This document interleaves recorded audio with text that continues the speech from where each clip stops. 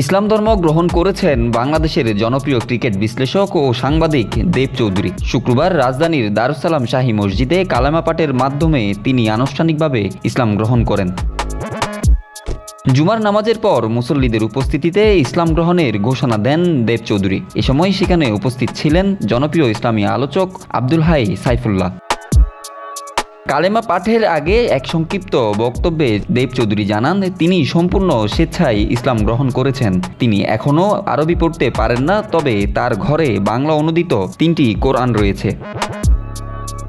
দেব চৌধুরীর ইসলাম গ্রহণের খবর মুহূর্তেই ছড়িয়ে পড়ে সামাজিক যোগাযোগ মাধ্যমে। সাধারণ মানুষের পাশাপাশি তাকে স্বাগত জানিয়েছেন দেশের স্বনামধন্য ক্রিকেটার, ক্রীড়া বিশ্লেষক ও সাংবাদিকরা। জাতীয় দলের সাবেক ওপেনার শাহরিয়ার নাফিস ফেসবুকে দেব চৌধুরীর ছবি পোস্ট করে লিখেন, ইসলামে স্বাগতম দেব চৌধুরী। আল্লাহ আপনাকে কবুল করুন। আল্লাহ আপনার পথ চলা সহজ করে দিন। আল্লাহ আপনার জ্ঞান বৃদ্ধি করে দিন। আমিন। এছাড়াও সামাজিক যোগাযোগ মাধ্যমে দেব চৌধুরীকে শুভেচ্ছা ও দোয়া জানিয়েছেন অনেকেই। তারা দেব চৌধুরীর ইসলাম গ্রহণের এই সিদ্ধান্ত তার ব্যক্তিগত বিশ্বাসের প্রতিফলন বলে উল্লেখ করেছেন। তার নতুন পথ চলা শান্তি ও কল্যাণ বয়ে আনুক, এমনটাই প্রত্যাশা সকলের। Desk report, news now sports.